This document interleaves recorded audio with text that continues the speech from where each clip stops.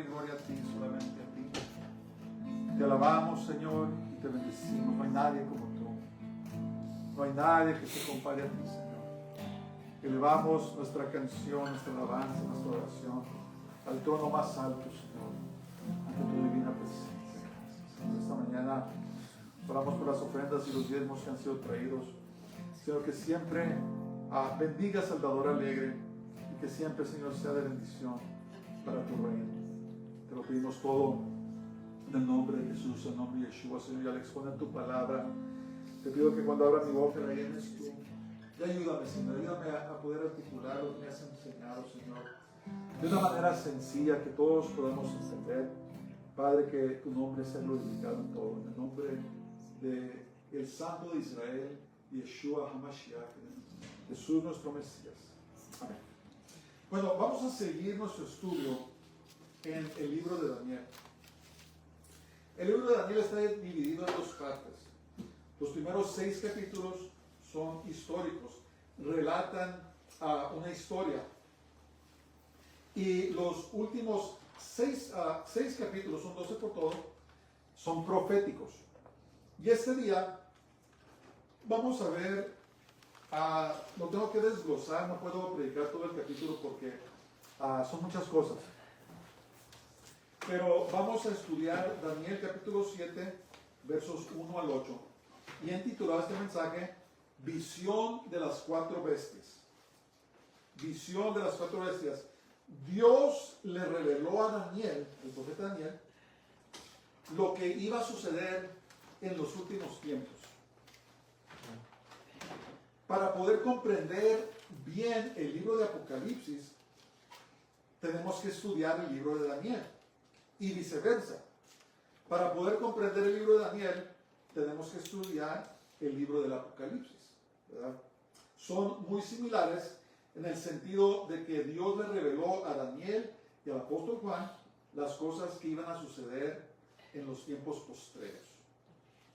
Entonces, ahora vamos a desglosar esto, vamos a estudiarlo en el nombre del Señor y voy a tratar de explicarlo lo más sencillo que pueda, pero esta es como un paquete de dinamita, ¿verdad? Explosivo, tiene tantas cosas y las vamos a ver. Es más, Daniel es tan, ¿cómo se dice?, conciso y preciso en lo que escribió, que muchas personas alegan que Daniel fue escrito después de las cosas que pasaron. Porque Daniel, en el libro de Daniel vemos los imperios que iban a seguir después del imperio babilónico y el imperio medo-persa, con una precisión impresionante. Entonces, muchos, inclusive lo que yo llamo teólogos apóstatas, han dicho que el libro de Daniel fue escrito después de lo que sucedió, porque es tan preciso, pero hay demasiadas pruebas para comprobar que el libro de Daniel fue escrito antes de que estas cosas sucedieran. La única diferencia entre Daniel y Apocalipsis es que el Señor le dijo a Daniel, Daniel, sella estas cosas y guárdalas porque no van a suceder hasta mucho tiempo después. Pero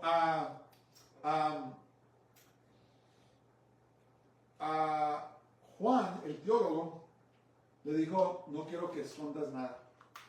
Publícalo, mándaselos hasta las iglesias. Quiero que esta profecía sea promulgada por todo el mundo. Eso es. Entonces, ¿qué quiere decir eso? Que estamos viviendo en esos últimos tiempos a lo que se le fue dicho a Daniel. Tomemos eso en cuenta. Ok, vamos a comenzar en el nombre del Señor. Daniel capítulo 7. Vamos a ver versos 1 al 3. En el primer año de Belsasar, rey de Babilonia, tuvo Daniel un sueño y visiones de su cabeza mientras estaba en su lecho, en su cama. Luego escribió el sueño y relató lo principal del asunto. A veces, hermanos, si tenemos sueños proféticos, escríbanos. Si usted siente que es un sueño del Señor, escríbalo. Y relató lo principal del asunto. Daniel dijo, miraba yo en mi visión de noche, y he aquí que los 4 vientos del cielo combatían en el gran mar. Y 4 bestias grandes, diferentes la una de la otra, subían del mar. Esta es una visión tremenda, terrible, ¿verdad? Ok, Entonces, el primer año de Belsasar. ¿Qué nos dice esto? El capítulo 5 registra la muerte de Belsasar, lo que indica que el libro de Daniel no está ordenado cronológicamente, ¿verdad? Y eso ya lo habíamos visto, no lo escribió en orden cronológica, sino que lo escribió en orden de importancia.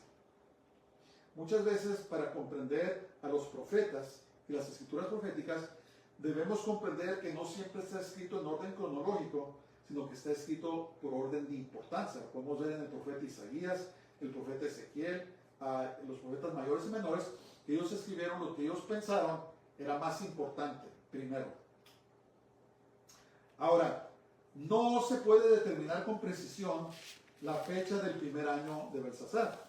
Sin embargo, dado que Nabonido, su padre, parece haber pasado al menos 10 años en Arabia y que Belsasar reinó en Babilonia en lugar de Nabonido durante ese tiempo, la fecha probable de 550 años antes de Cristo posiblemente es correcto. Acuérdense, miren, es muy extraño. Nabonido, el papá de Belsasar, no le gustaba vivir en Babilonia y se fue a vivir a Arabia. Por eso cuando Belsasar, ¿se acuerdan la visión de la escritura en la pared? Y que esa misma noche los medos y los persas invadieron Babilonia y mataron a Belsasar. Por eso es que no estaba Nabonido. A Nabonido le tocaba haber muerto, pero no le gustaba Babilonia y le tocó a su hijo. Era el segundo en mando y él iba a poner a Daniel el tercero en mando después de que interpretó la escritura en la pared. A veces la historia es muy rara, pero eso es lo que pasó. A Nabonido no le gustaba estar en Babilonia, se fue a vivir a Arabia y se salvó la vida. El que pagó el precio fue su hijo Belsasar. Entonces, esta fecha coincide con la instauración del imperio medo-persa bajo el reinado de Ciro, ocasión que pudo haber motivado la visión de Daniel. Entonces, ahora hablamos de los 4 vientos. Los 4 vientos parece referirse a vientos de todas direcciones que cubre toda la tierra, ¿verdad? La Biblia habla de los 4 vientos, ¿verdad? No sabemos, es muy interesante, mira, los científicos aún en este día saben del viento, lo pueden medir, pueden pronosticar, pero ¿saben ustedes que no saben los orígenes de los vientos? No saben cómo se origina. Lo mismo con los relámpagos, los rayos. Saben lo que son, saben que son electricidad, pueden medir la intensidad de la electricidad, pero no saben el origen. Es muy interesante eso, ¿verdad?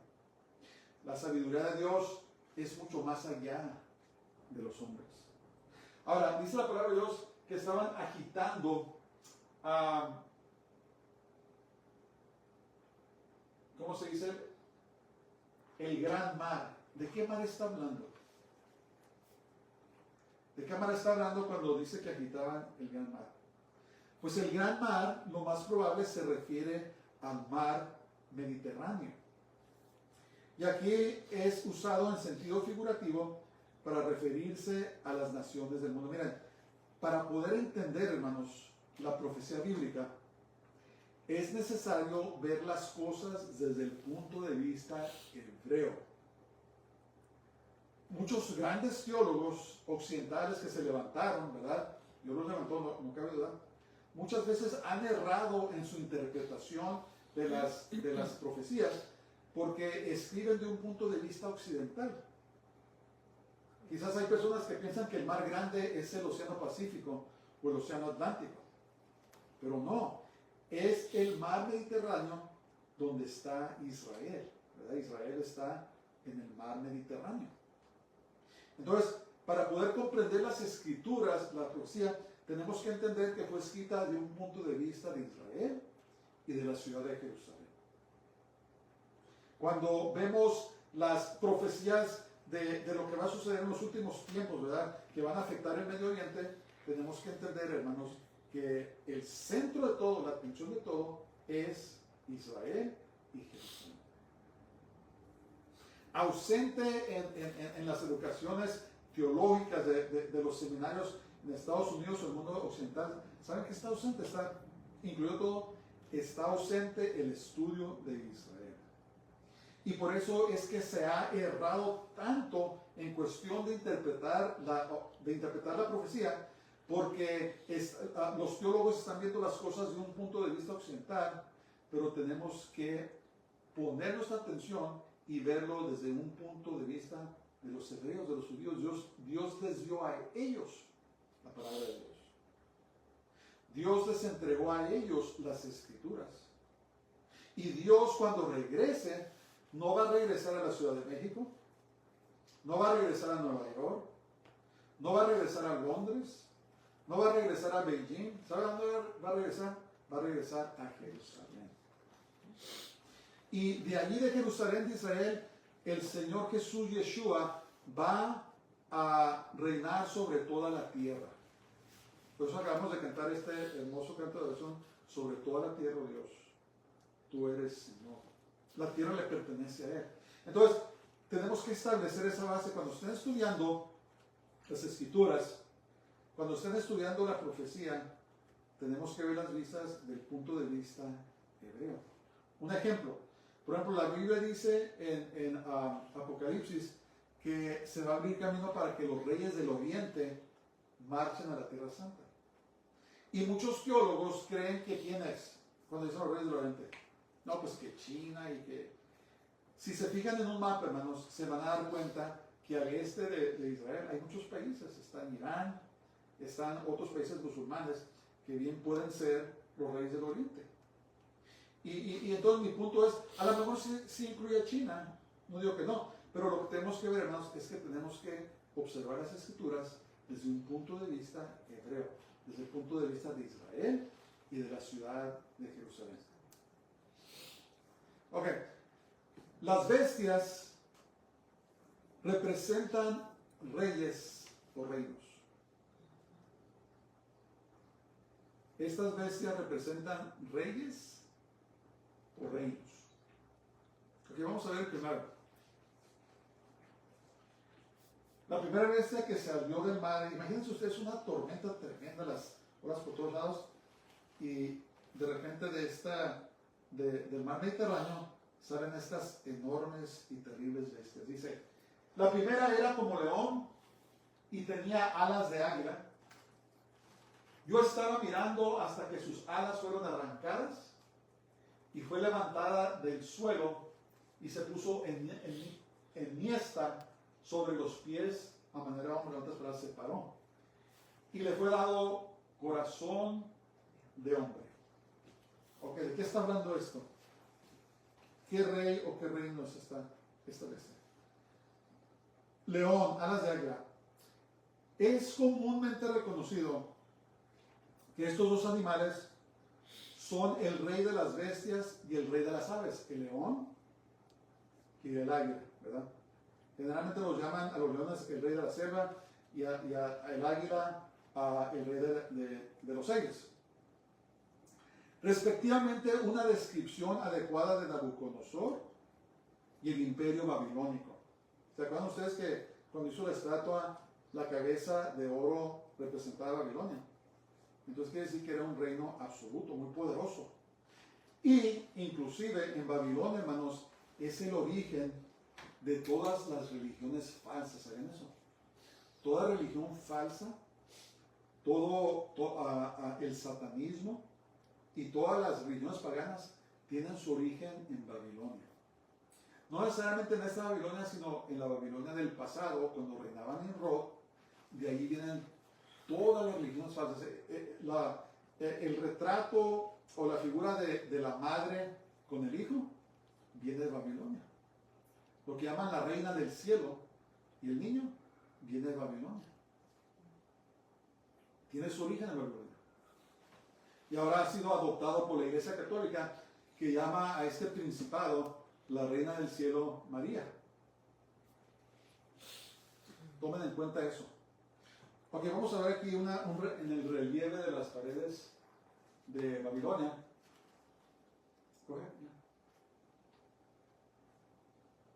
En muchos de los relieves babilónicos está, ¿qué?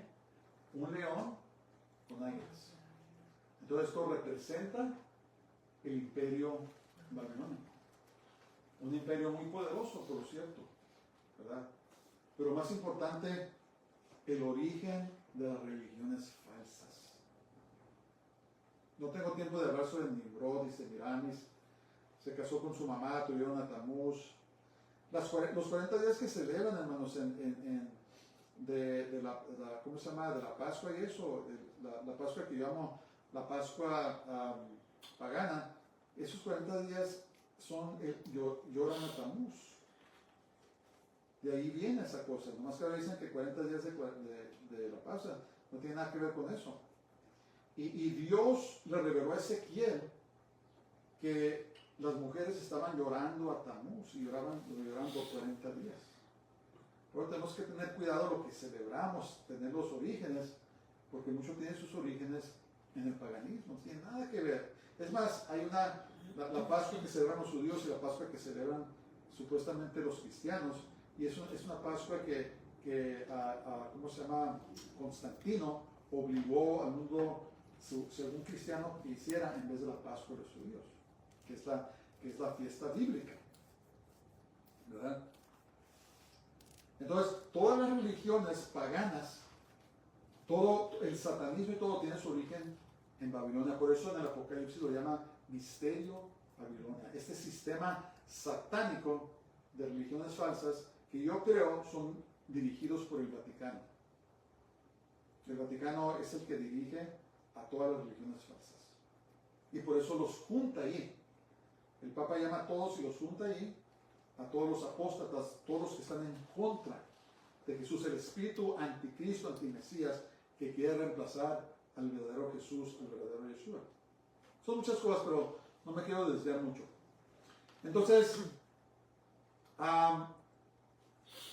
también se coincide que la visión del capítulo 6 y del capítulo 2 se refieren a los mismos 4 reinos. ¿Se acuerdan que la estatua que edificó a Nabucodonosor representaba 4 reinos? Y ahora son representados por estas bestias. Y arrancado, aquí donde dice, go back here, aquí donde dice, no, poco más, papá, aquí.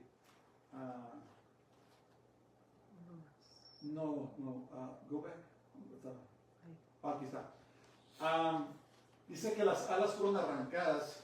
Eso se refiere a la humillación de Nabucodonosor. ¿Se acuerdan de eso cuando Nabucodonosor fue humillado, convirtió en bestia? Eso que quiere decir eso, que le arrancaron las alas y fue humillado. Okay. Entonces, ese es el primer imperio. Es la primera bestia que salió del agua. Vamos a ver la segunda. Entonces, no sé qué es. Ok, aquí está. A ver, pero busco. A ver, dale. Dale más. Dale otro. Porque es el imperio, pero ¿sabes qué? No lo hice. Vamos a leerlo de todas maneras. No lo puse.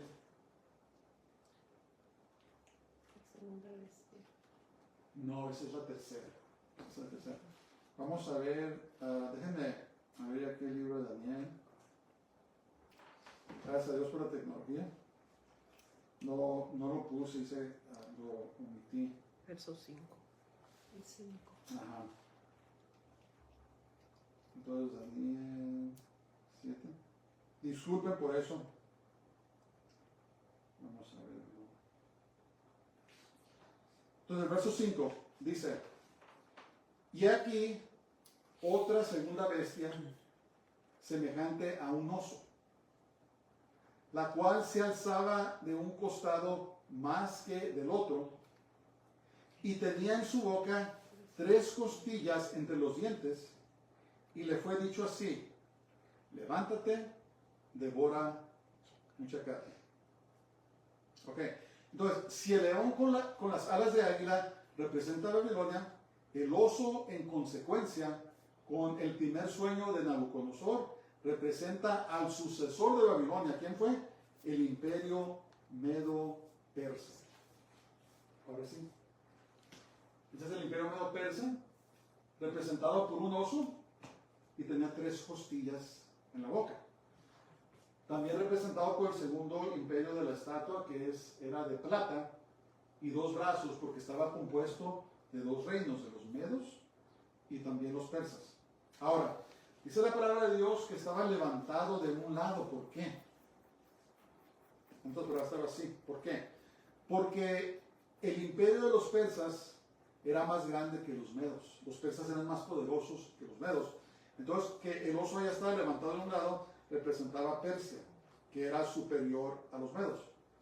Las 3 costillas, ¿por qué tiene 3 costillas? Las 3 costillas representan los 3 reinos que los medos persas devoraron. El primero, Babilonia, Lidia y Egipto. ¿Saben ustedes que los babilonios conquistaron Egipto? Lo conquistaron. Entonces, tiene 3. Y se le dijo que comiera ¿qué? Mucha carne. Mucha carne. Como hemos estudiado, el imperio de los medos y los persas era muy interesante en que si un ley firmaba o decretaba una ley, nadie la podía revocar, ni siquiera él mismo. ¿Se acuerdan la historia cuando quisieron echar a Daniel al pozo de los leones y el rey no lo pudo salvar porque ya había hecho el decreto? Es muy interesante. Y los medos y los persas conquistaron a Babilonia de una manera, ¿cómo puede decir? Casi instantánea. No tuvieron que pelear mucho, porque los babilonios estaban tan arrogantes y se sentían tan seguros que no se fijaron que los medos y los persas estaban haciéndole algo al río Éufrates. ¿Saben lo que hicieron? Lo empezaron a desviar. Era una hazaña de ingeniería muy impresionante para esos días. Empezaron a desviar el río Éufrates, y el río Éufrates corría por debajo de la ciudad de Babilonia, ¿verdad? Y ellos se sentían muy seguros que ningún ejército jamás los iba a poder conquistar. Pues, ¿qué pasó? Esa noche desviaron el río, se metieron por debajo de la ciudad y conquistaron a Babilonia. En un momento, en una hora. Muy interesante, que también dice que la Babilonia del Apocalipsis en una hora va a caer, va a ser quemada. Hay muchos paralelos ahí. Pero el imperio de los medos y los persas estaba compuesto de grandes líderes que conquistaron a Babilonia y se establecieron, representados por el oso con las 3 costillas. Ok, ahora sí vamos a ver si esta vez lo pusieron. Ok. El tercero. Después de esto miré, y aquí otra, semejante a un leopardo, con 4 alas de ave en sus espaldas. Tenía también esta bestia 4 cabezas y le fue dado dominio. Tenía 4 alas y 4 cabezas. ¿Pueden imaginarse a no sé si puso una imagen de aquí? Sí. Ok, regresa que ahorita lo vemos. Entonces, si la segunda bestia del sueño de Daniel representa el imperio persa, el leopardo representa a Grecia. Ok, ahora sí lo vi. ¿Saben por qué lo pusieron leopardo? Los leopardos son muy veloces. Y Alejandro Magno, o Alejandro el Grande, conquistó su imperio, el imperio de Grecia, en tan corto tiempo que era asombroso para esos días, ¿verdad? Era joven, era impetuoso, era muy inteligente y conquistó lo que conquistó en bien corto tiempo, ¿verdad? Y se murió joven. Alejandro se murió muy joven. Aparece, no están seguros si lo envenenaron o algo le cayó mal, pero murió muy joven y lo enterraron. ¿Saben dónde? Precisamente en Babilonia. Él admiraba el reino de Babilonia y fue allí donde murió y fue allí donde lo enterraron. Entonces, 4 simboliza una universalidad. Alas son sinónimo de velocidad. Los griegos, bajo el liderazgo de Alejandro Magno, conquistaron rápidamente el mundo conocido. 4 cabezas describe las cabezas de gobierno. Entonces, tras la muerte de Alejandro, su imperio fue dividido entre sus generales. ¿Sabían eso? No se fue a sus hijos, los dividió entre sus generales, porque decía que los más fuertes son los que deben de gobernar. Y lo dividió en 4 partes. Macedonia, que era Grecia, Egipto, llamado los Ptolomeos, Siria, eran conocidos como los Seleucidas en la historia, y Tracia. Y lo más importante, vamos a ver al estudiar el libro de Daniel, vamos a ver que los que dominaban más eran los Ptolomeos, los egipcios, y los Seleucidas, los que habitaban en la tierra de Israel o en la parte de Siria. Vamos a ver eso.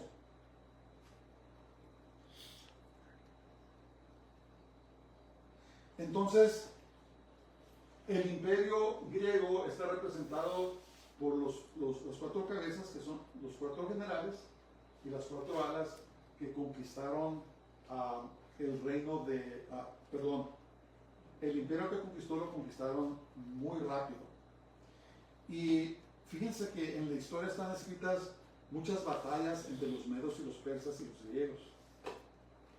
Y los persas, los medos, jamás pudieron derrotar a los griegos. Eran su asombro. Porque los griegos eran muy inteligentes y habían desarrollado tácticas de guerra donde les permitía que conquistaran a los ejércitos muy pronto, muy rápido, comparado a lo que había sucedido antes. Ok, ahora vamos a la cuarta bestia. La cuarta bestia. Después de esto miraba yo en las visiones de la noche, y aquí la cuarta bestia, espantosa y terrible en gran manera, fuerte, la cual tenía unos dientes grandes de hierro, devoraba y desmenuzaba, y las sobras hollaba con sus pies. Y era muy diferente de todas las bestias que vi antes de ella, y tenía 10 cuernos.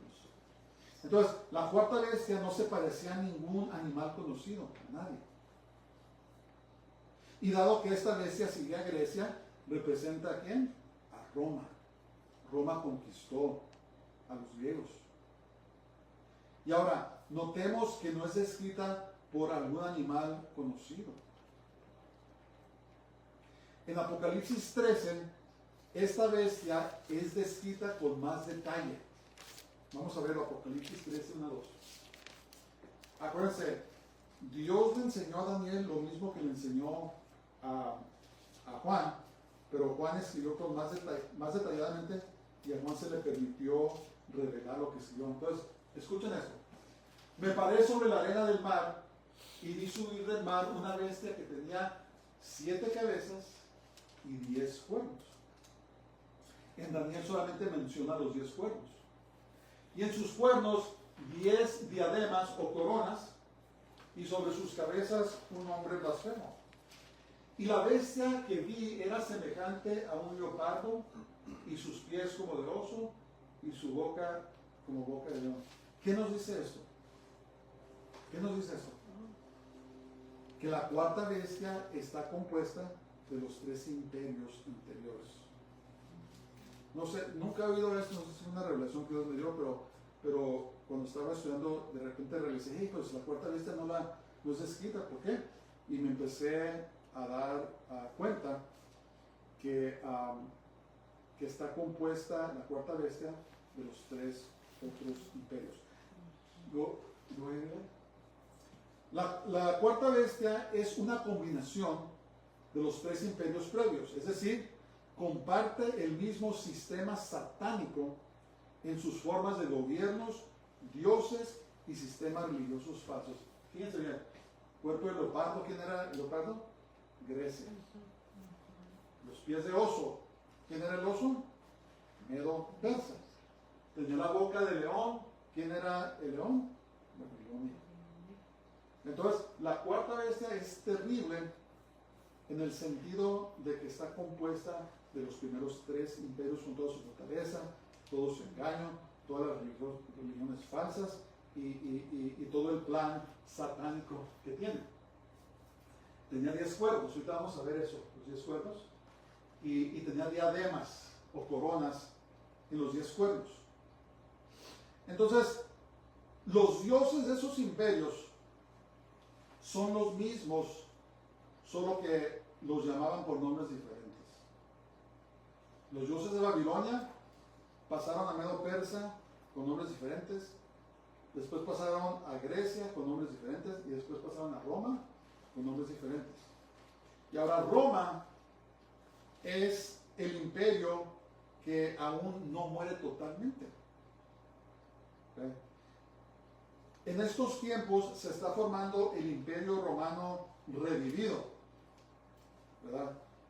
Y es representado por la mezcla en los dedos, en los pies de la estatua de Nabucodonosor con el barro y el hierro que no se mezclan bien. Y es el imperio revivido sobre el cual el anticristo, el antimesías, va a tomar el poder. Entonces, esta cuarta bestia no fue erradicada totalmente. Es más, ni los otros imperios tampoco, porque están combinados con esta bestia. ¿Sí entienden? Entonces, cuando esta bestia se vuelve a levantar en estos últimos tiempos, tal vez ya está pasando, entonces es una combinación de toda la maldad de Satanás, todos los sistemas falsos religiosos, del gobierno, financieros, todo, están combinados en esta cuarta bestia. Por eso Daniel lo miró y se quedó atónito, decía, ¿esta bestia quién es? Y al estudiar este capítulo nos vamos a dar cuenta que Daniel específicamente preguntó por esta bestia. No le interesaron las primeras tres. Dijo, oye, ¿sabes qué? Explícame esta bestia, ¿verdad?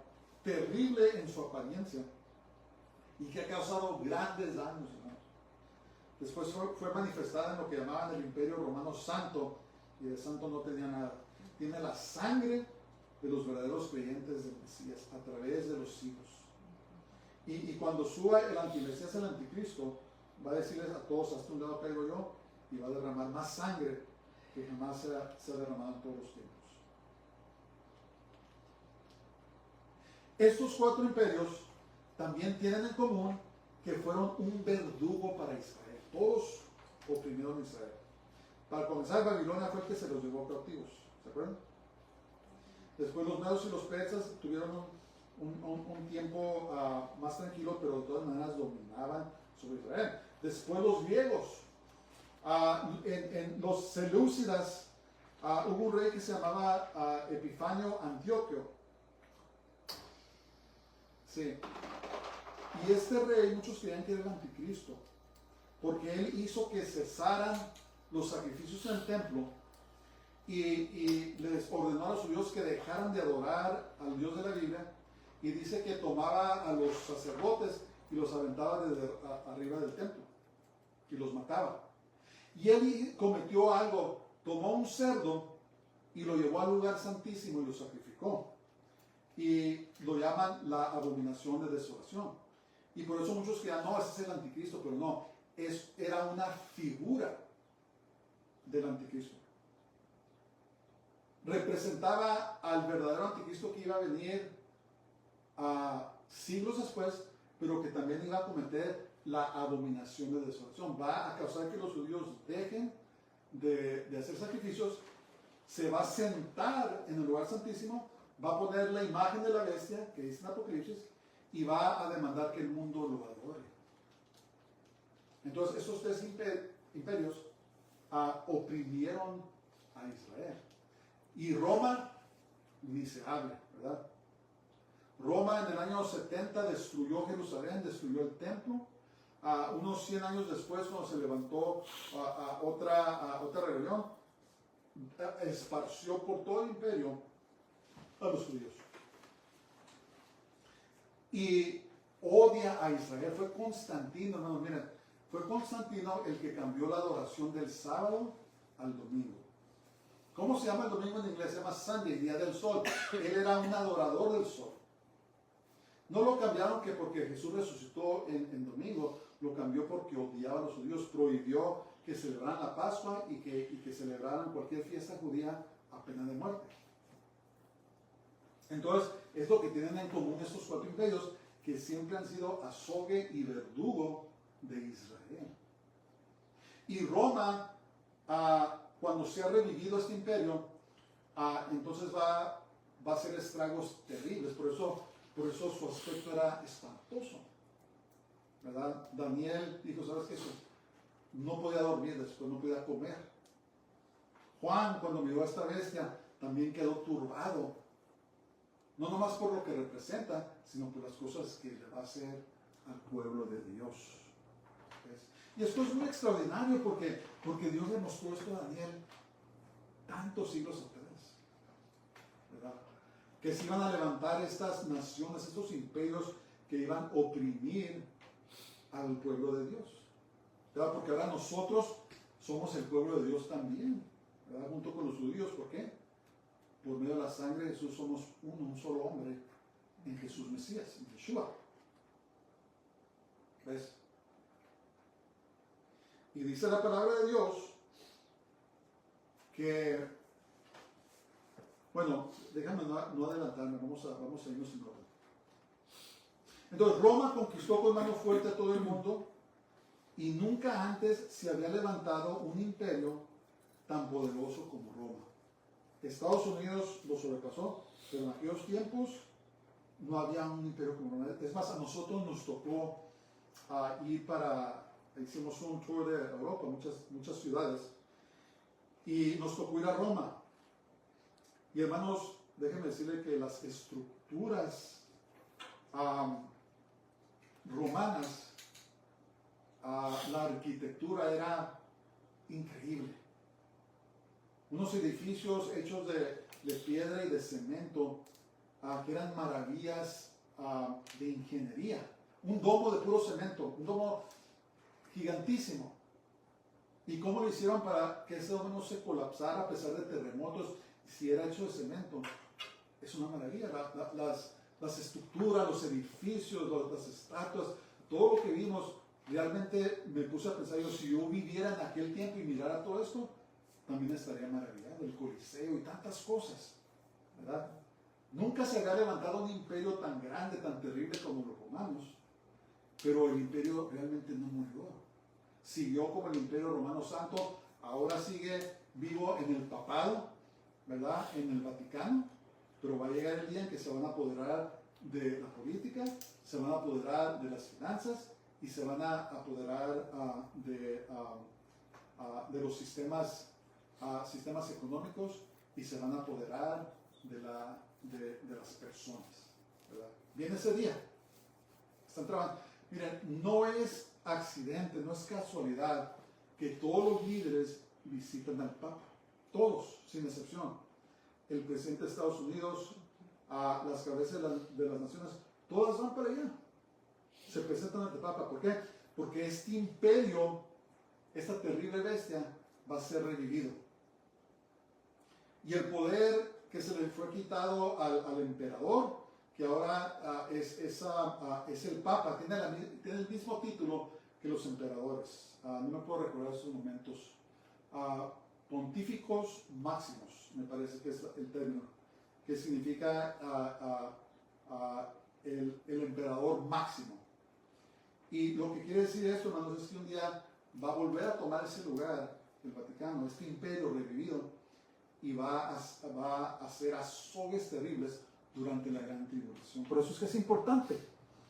Por eso es que Daniel, Dios le dio la revelación y le dijo que le escribiera, porque va a ser revivido este imperio una vez más. Y en Estados Unidos lo va a poder detener. Ok, verso 8. Mientras yo contemplaba los cuernos, he aquí que otro cuerno pequeño salía entre ellos. Acuérdense, eran 10 cuernos y salió otro. Y delante de él fueron arrancados 3 cuernos de los primeros. Y aquí este cuerno tenía ojos como de hombre y una boca que hablaba grandes cosas. Entonces, ¿cuántos cuernos son por todo? Son 11, ¿verdad? Había 10, se levantó uno pequeño, tumbó a 3, pero en total son 11 cuernos. Los cuernos aquí representan gobiernos o reyes. Apocalipsis 17:12 nos dice que los 10 cuernos representaban 10 reyes que recibirán autoridad de la bestia durante la gran tribulación. Durante la gran tribulación se va a dividir la tierra en 10 regiones y 10 reyes van a gobernar sobre ellos. Ahora, aunque el pequeño cuerno comienza siendo pequeño, se convertiría en el más grande de todos. En otras palabras, el anticristo, no el antimesías, va a salir de la nada, de repente. Hey, ¿quién es este? ¿Verdad? Pero va a asumir y va a tomar poder absoluto. ¿Quién es esa persona? ¿Está viva ahora? Pues no sabemos. No sabemos. Hay unos que dicen que es el rey Carlos. Hay otros que dicen que es el Jared Kushner, el yerno del presidente Trump. Hay otros que últimamente ha salido otro de allá del Medio Oriente. Y el caso es que no sabemos. No sabemos. No sabemos quién es y no sabemos cuándo, si está vivo o cuándo se va a manifestar. Pero cuando se manifieste va a salir de la nada. Va a decir, ¿quién es este cuernillo? Pero se va a hacer el más grande de todos. Entonces, este onceavo cuerno es nada menos que el antimesías, el anticristo, que se levantará durante la tribulación. ¿Y qué dice? Dice que tenía una boca que hablaba grandes cosas, o sea, que hablaba, Apocalipsis dice que hablaba blasfemias. Interesantemente, hablaba blasfemias en contra de Dios, en contra de su templo que está en el cielo, y otra cosa, y en contra de los habitantes del cielo. O sea que nadie se va a escapar de que hable mal de ellos. Es interesante, ¿verdad? En contra de Dios lo entendemos, en contra de su templo lo entendemos, pero va a hablar en contra de los habitantes del cielo también. O sea, va a ser el mismo diablo, este hombre va a ser poseído por el mismo Satanás, que el Señor lo reprenda. Se levantará de la nada, tumbará a 3 reyes. Entonces, escuchen esto. Me acuerdo cuando yo leía esto, cuando estaba chico, me daba tanto miedo. Durante la gran tribulación tendrá absoluta autoridad, así como Babilonia, y llevará a cabo una terrible persecución de los creyentes en Jesús, en Yeshua. Apocalipsis 13, 17 dice: y se le permitió hacer guerra contra los santos y vencerlos. También se le dio autoridad sobre toda tribu, pueblo, lengua y nación. Entonces, ¿quiénes son estos santos? ¿Es la iglesia? No, la iglesia ya no va a estar aquí. Esos son los santos de la gran tribulación. Son las personas que van a rechazar al antimesías, a la bestia, y le van a entregar su alma al diablo, literalmente. Les van a poner una marca o en la frente o en la mano derecha, y cuando les pongan esa marca, está sellado su destino. No hay remedio. Van a ser lanzados al lago de fuego. Pero va a haber un remanente. Van a haber personas que van a rechazar al antimesías. Miren, estamos predicando este mensaje y les estamos invitando a que reciban a Jesús como su Salvador ya. ¿Por qué? Para que nos vayamos en el rapto, en el arrebatamiento de la iglesia. Jesús va a venir por su esposa antes que pase todo esto, ¿verdad? Y los creyentes en Jesús y Yeshua, sean judíos o sean gentiles, nos vamos a ir con Él, ¿verdad? Y cuando nos vayamos, va a asumir el poder este antimesías, va a confirmar un pacto de 7 años y va a comenzar estos 7 años de la tribulación. Y este hombre, el antimesías, va a demandar que la gente lo adore, que acepte una marca en su frente o su mano derecha, si no, no va a poder comer, se va a morir de hambre. Y los que no lo hagan van a ser atormentados, torturados y van a ser muertos. Y dice la palabra de Dios que se le dio autoridad para que los venciera, o sea, va a haber una terrible persecución. Entonces, estos santos son los santos de la tribulación. Nosotros te imploramos que no seas parte de esos santos, que nos vayamos con el Señor antes, ¿verdad? Jesús mismo nos dijo, hermano, miren, no debemos de ser presuntuosos. Yo he escuchado a personas que dicen, no, que vamos a ser grandes y en la tribulación y van a ver.